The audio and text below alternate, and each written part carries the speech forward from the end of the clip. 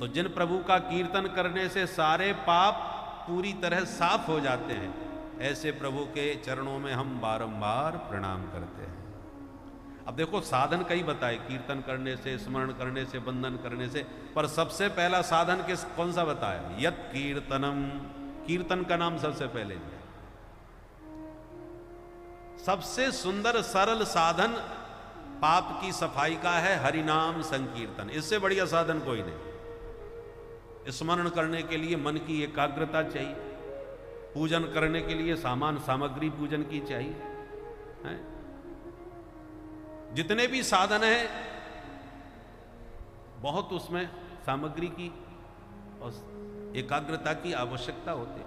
यज्ञ करने से कल्याण तो होगा, पर यज्ञ के लिए पैसा भी चाहिए और तमाम उत्तम विद्वान ब्राह्मण चाहिए, उत्तम हवन की सामग्री चाहिए, शुद्ध वेद लक्षणा गाय का घी चाहिए। अब ये सब सामग्री शुद्ध मिलना बड़ी मुश्किल है। घी के नाम पर क्या मिलावट हो जाए कोई ठिकाना नहीं। ब्राह्मण विद्वान वैदिक मिले ये भी बड़ा कठिन, और नेक भी कोई छिद्र रह गया, कोई विधि में त्रुटि हो गई तो गड़बड़। इसलिए नाम संकीर्तन में कोई झंझट नहीं।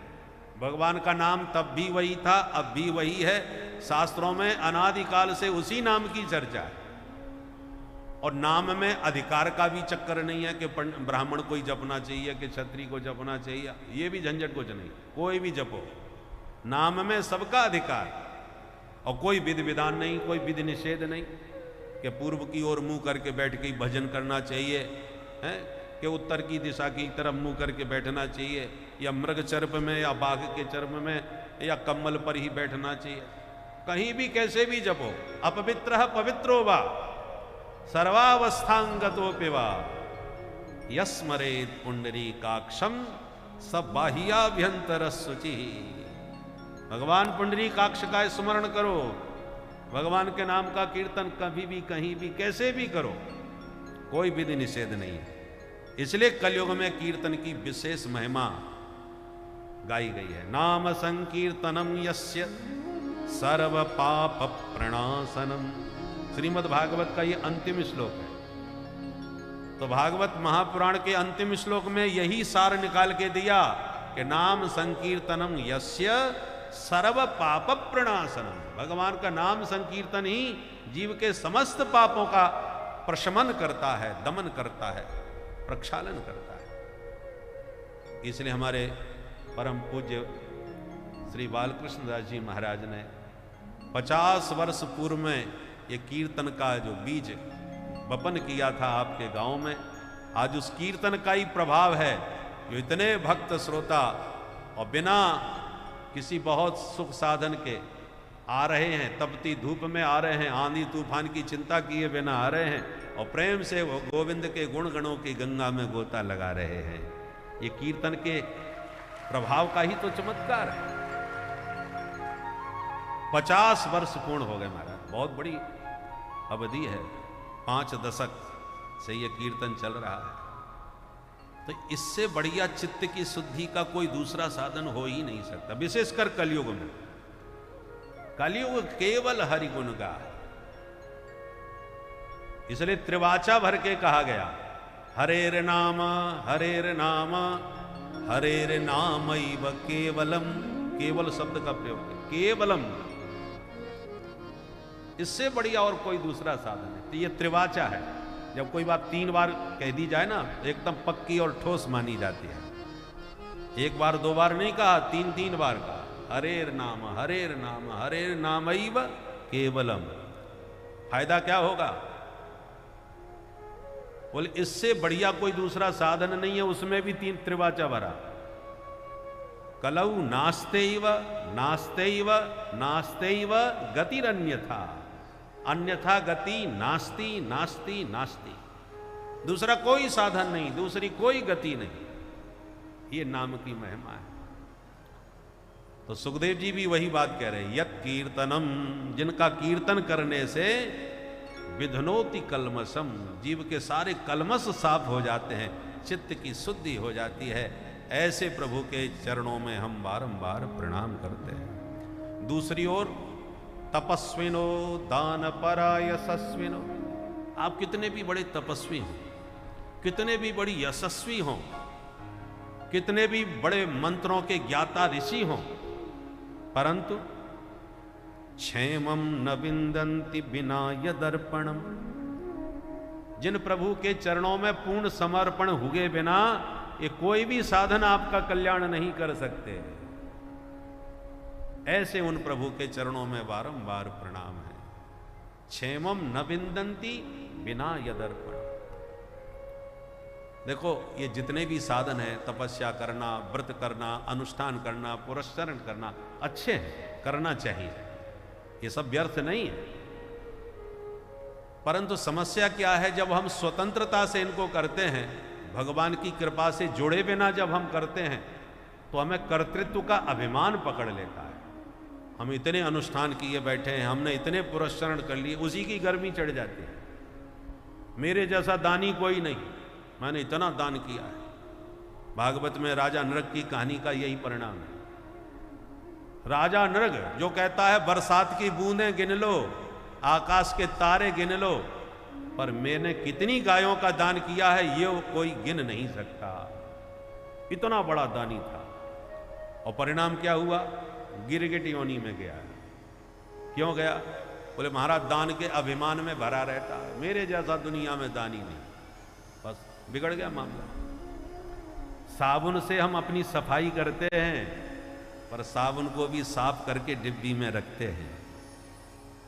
तो साबुन तो खुद सफाई करने वाला है, बोले सफाई तो करता है, परंतु इसका ध्यान नहीं रखा तो ये भी गंदा हो जाता है। डिब्बी में रखना पड़ता है, नहीं तो साबुन ही गंदा हो जाएगा, किसी काम का नहीं रहेगा।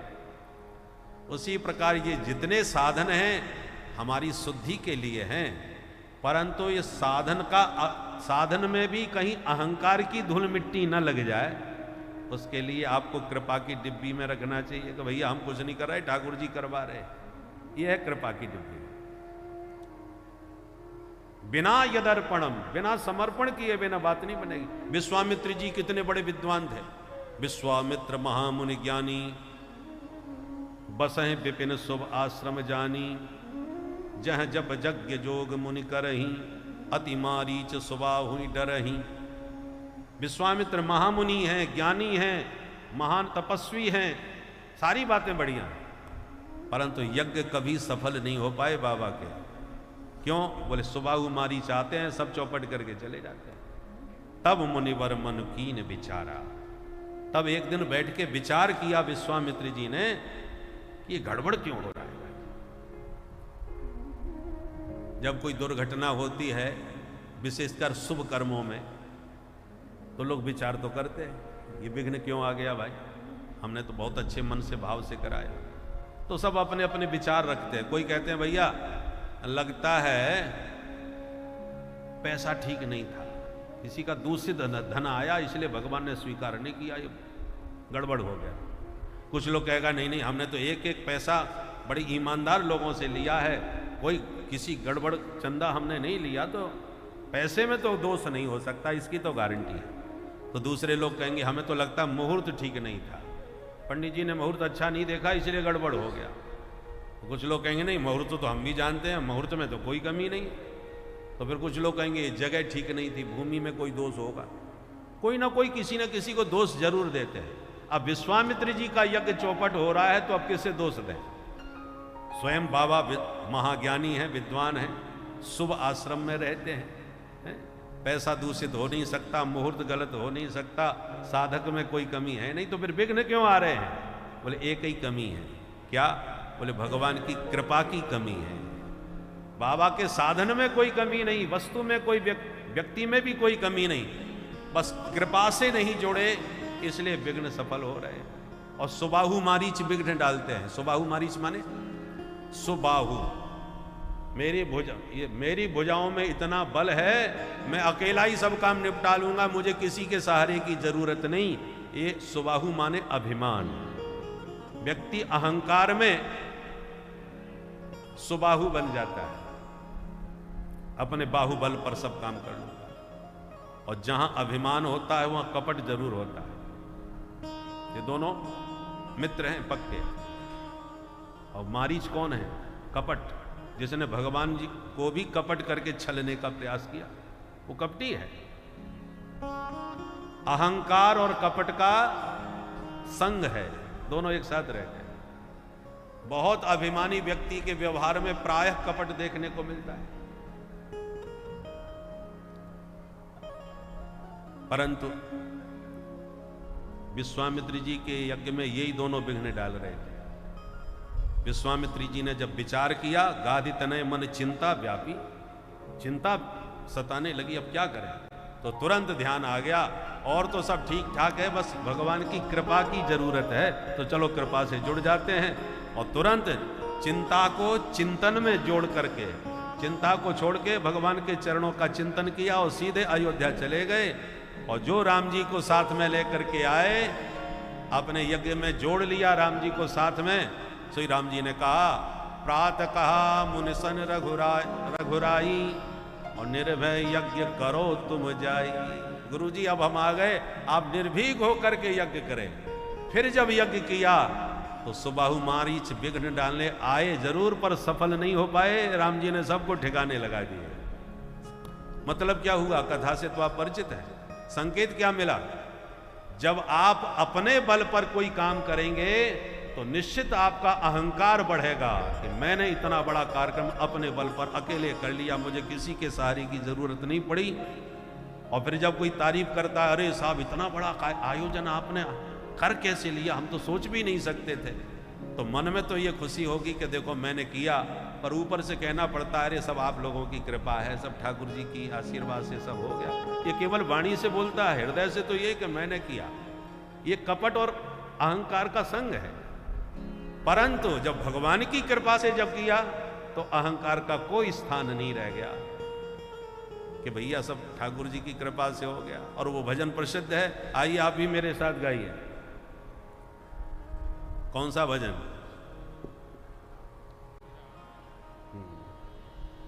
सब मिल करके इस भाव का स्मरण करते हुए इस भजन को मेरे साथ गाएं। मेरा आपकी कृपा से,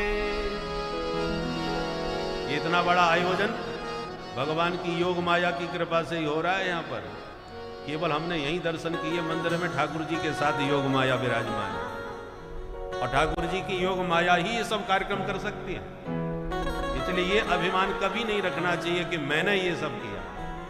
मेरा आपकी कृपा से सब काम हो रहा है, मेरा आपकी कृपा से सब काम हो रहा है, मेरा आपकी कृपा से सब काम हो रहा है, मेरा आपकी कृपा से सब काम हो रहा है। हो करते हो तुम कन्हैया, करते हो तुम कन्हैया, करते हो तुम कन्हैया, करते हो तुम कन्हैया।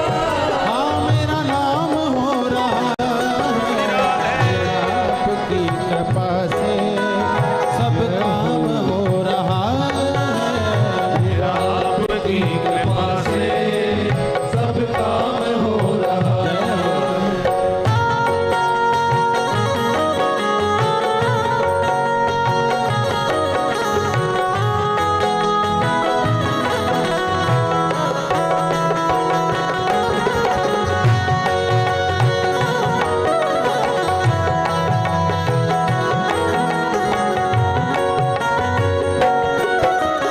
पतवार के बिना ही मेरी नाव चल रही है, पतवार के बिना ही मेरी नाव चल रही है। बिन मांगे है कन्हैया हर चीज मिल रही है, बिन मांगे है कन्हैया हर चीज मिल रही है। अब क्या बताऊं मोहन, अब क्या बताऊं मोहन, अरे यार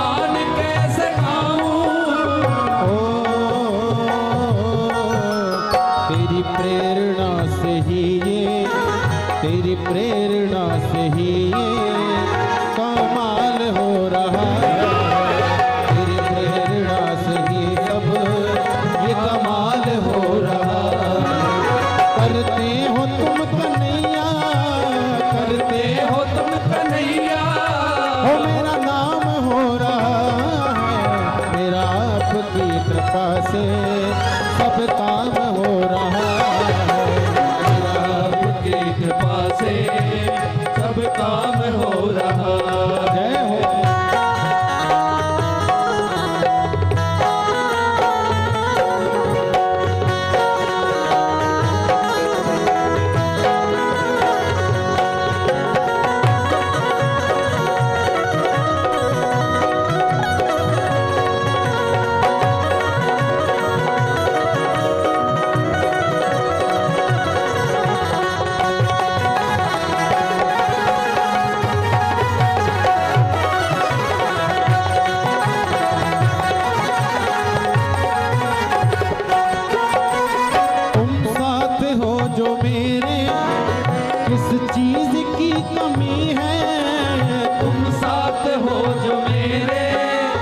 किस चीज की कमी है, किसी और चीज की अब दरकार ही नहीं है।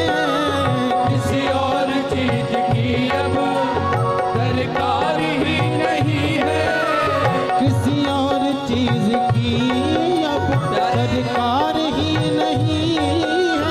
किसी और चीज की अब दरकार भी नहीं है। मांगने वाले खाली न लौटे, कितनी मिली खैरात न पूछो।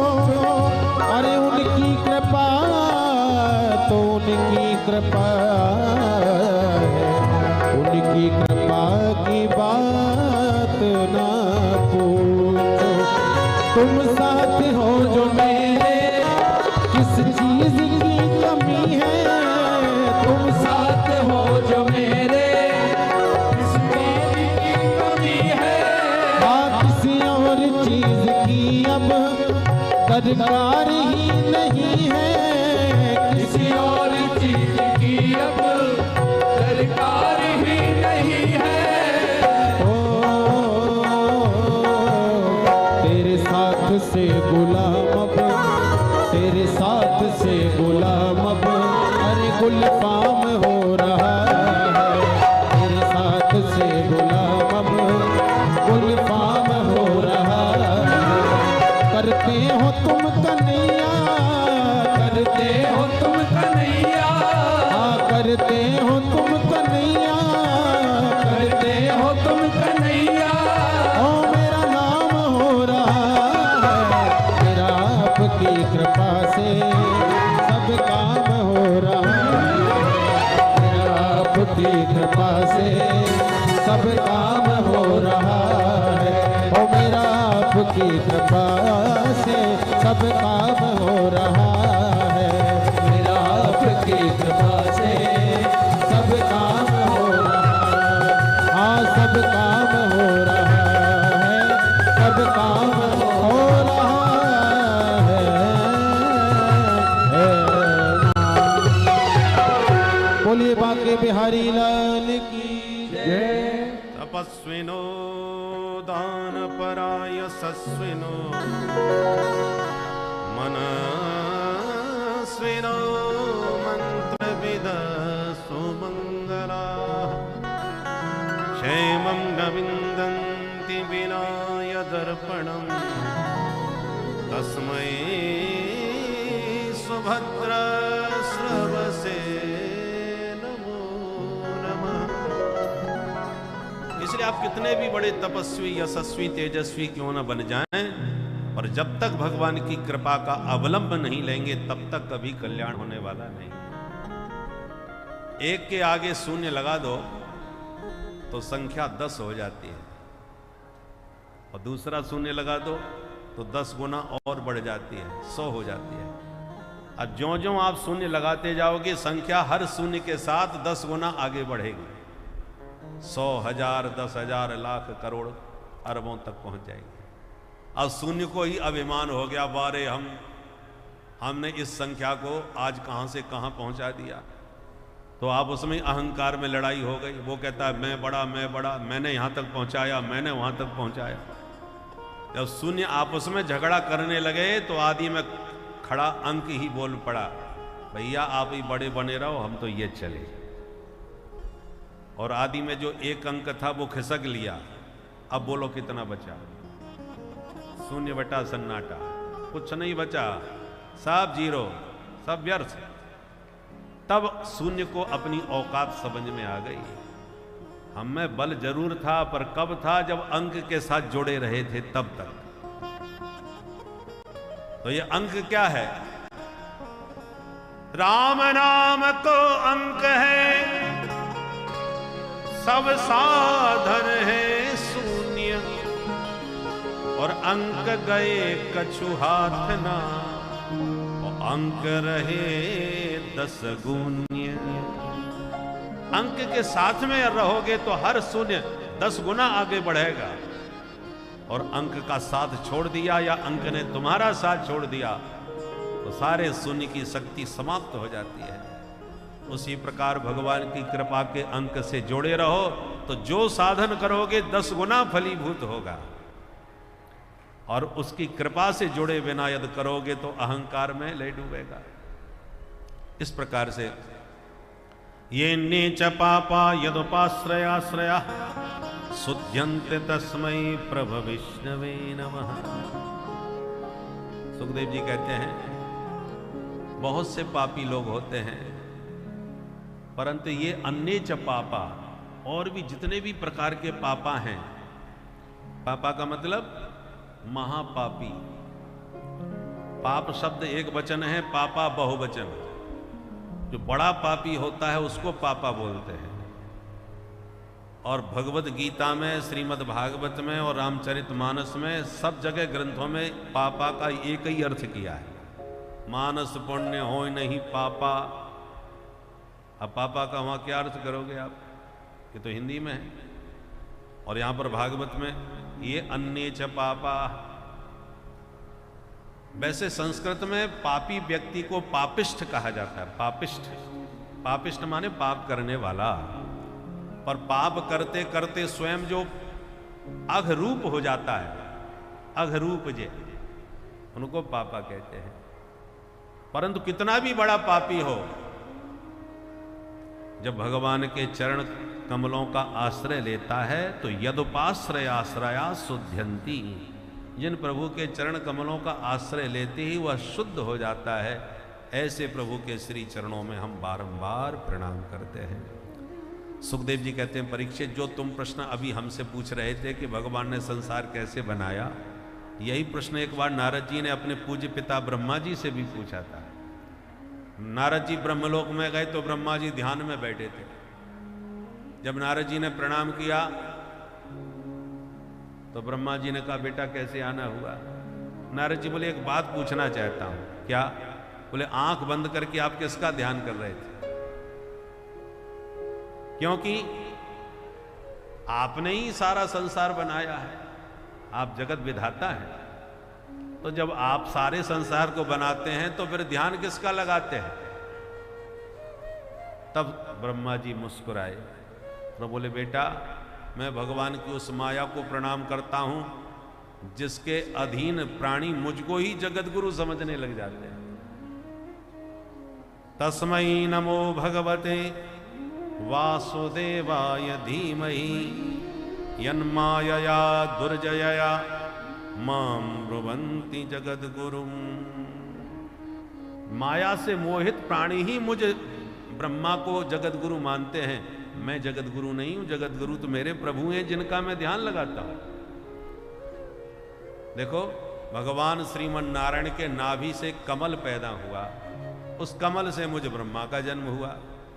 हम चारों तरफ देखना चाह रहे थे तो हम चतुरानन हो गए, हमारे चारों तरफ 4 मुख प्रकट हो गए। पर चारों तरफ हमें जल वायु के अतिरिक्त कुछ भी नजर नहीं आया, केवल हवा और पानी। तो मन में जिज्ञासा उठी, को हम कौन हैं? दिखाई तो और कुछ नहीं पड़ा, पर 2 अक्षर सुनाई पड़े, तप तप। ये 2 अक्षर हमारे कान में पड़े तो हम ध्यान तपस्या करने बैठ गए। जब कठोर तप किया तब प्रभु ने प्रकट होकर हमें दर्शन दिया, और दर्शन के साथ साथ 4 श्लोकों में हमें दिव्य ज्ञान दिया। इसी को हम चतुश्लोकी भागवत कहते हैं। श्रीमद् भागवत के ये 4 श्लोक श्रीमद् भागवत के मूल बीज है। इसलिए आइए ध्यान से सुने। अहमेवा समेवाग्रे नान्यद् यत् सद् सत्परम्